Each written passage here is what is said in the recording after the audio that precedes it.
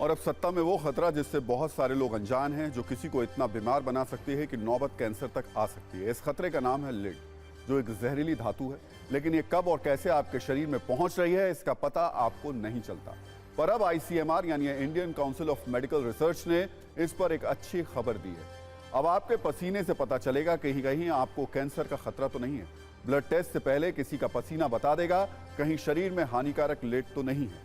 जो जहरीला लेड गंभीर बीमारियों का कारण बन सकता है, उसे पकड़ने वाली किट अब आ चुकी है। इसलिए आज हमने भी अपने न्यूज मित्रों के लिए जानलेवा लेड के खतरे पर सावधान करने वाली एक कुंजी तैयार की है। दरअसल ICMR के वैज्ञानिकों ने एक बड़ी रिसर्च का दावा किया है। ICMR ने ऐसी किट बनाई है जिससे शरीर में लेड का पता चलेगा। लेड पकड़ने वाली इस तकनीक का नाम है ट्रांसडर्मल पैच सिस्टम। इसमें किसी व्यक्ति के गले या शरीर का वो हिस्सा जहां काफी पसीना निकलता हो, वहां एक तरीके का ट्रांसडर्मल पैच सिस्टम पैच लगाया जाता है। इसके बाद पसीने को लेड पकड़ने वाली किट में डाला जाता है और अगर ट्रांसडर्मल पैच में रंग बदल जाता है तो इसका मतलब यह है कि शरीर में जानलेवा लेड है। लेकिन आप में से बहुत सारे न्यूज मित्रों में ये नहीं जानते होंगे कि ये लेड होता क्या है और कैसे हमारे या बच्चों के शरीर में ये प्रवेश करता है। लेड यानी सीसा, जो एक तरीके की जहरीली धातु होती है। लेड का इस्तेमाल दीवार या सामान पर होने वाले कुछ पेंट में किया जाता है। कुछ पानी के पाइप में भी लेड का इस्तेमाल होता है और हो सकता है ऐसा ही कोई पाइप आपके घर में भी लगा हो। चीनी मिट्टी के कुछ बर्तनों में भी लेड की मात्रा हो सकती है। साथ ही खेतों में इस्तेमाल होने वाले केमिकल्स में भी लेड हो सकता है।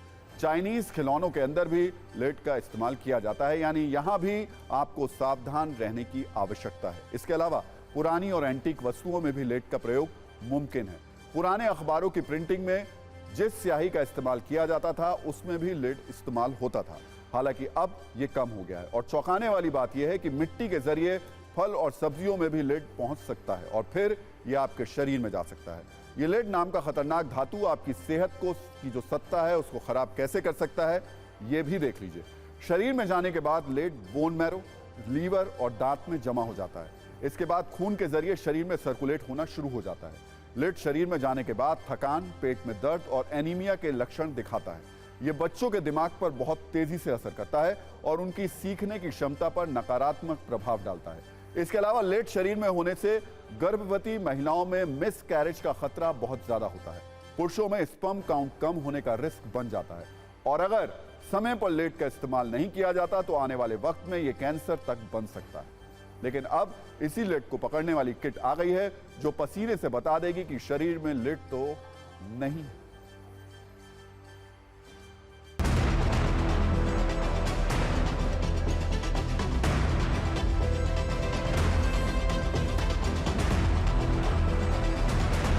लेवल को जांचने के लिए हमें ब्लड की ज़रूरत ना पड़े, हमने इसके लिए पसीने के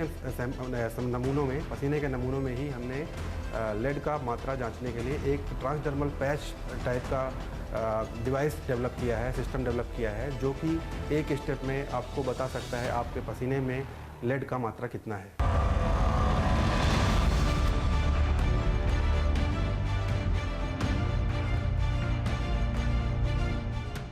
लेड के अगर लंबे समय का एक्सपोजर हो और कांस्टेंट एक मात्रा से ऊपर का एक्सपोजर हो तो बिल्कुल कैंसर का कारक बनता है।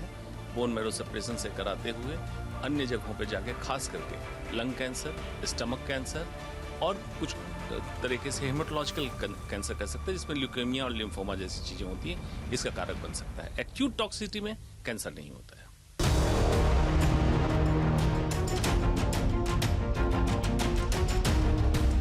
प्रेग्नेंट वीमेन में मिसकैरेज भी हो सकता है और प्रीमेच्योर बर्थ भी हो सकता है और मेल्स में स्पर्म क्वालिटी और काउंट कम हो सकते हैं। और इसके अलावा हाइपरटेंशन मतलब कि हाई ब्लड प्रेशर वगैरह भी हो सकता है एडल्ट्स में, और उनमें भी कंसंट्रेशन कम हो जाना और इरिटेबिलिटी, एब्डोमिनल पेन ऐसी चीज़ें हो सकती हैं।